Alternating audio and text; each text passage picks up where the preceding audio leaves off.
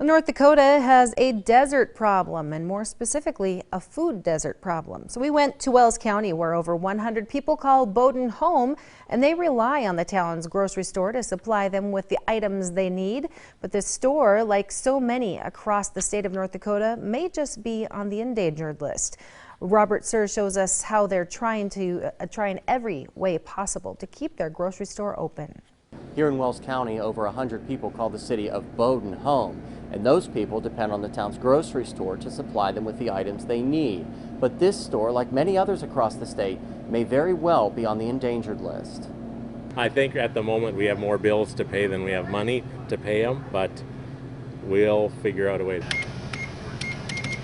Since 2014, in North Dakota towns with less than 2,100 people, 137 rural grocery stores have closed or are no longer full-service stores.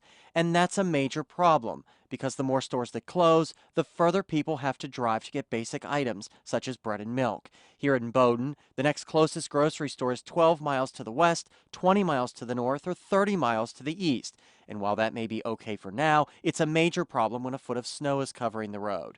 Bowdon has tried a unique option in the hopes of keeping its local grocery store open. They've opened a thrift shop with the funds going toward the grocery store.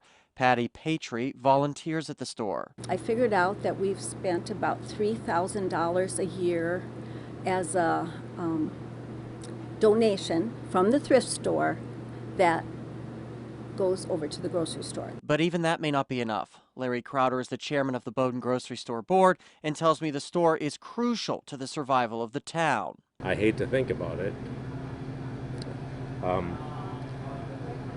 Just drive up and down the road, the little towns that have lost their store, pretty soon the whole main street is gone, I think. So I would worry.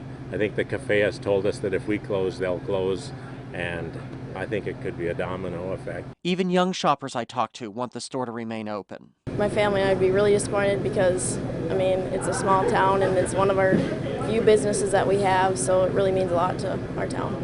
And while the North Dakota Interim Commerce Committee is currently studying ways to address and potentially fix the problem, it may be too little too late for dozens of stores across the state that are already feeling the financial pinch, plus competition from big box stores in larger cities across the state. But only time will tell. Reporting for KX News, I'm Robert Suhr.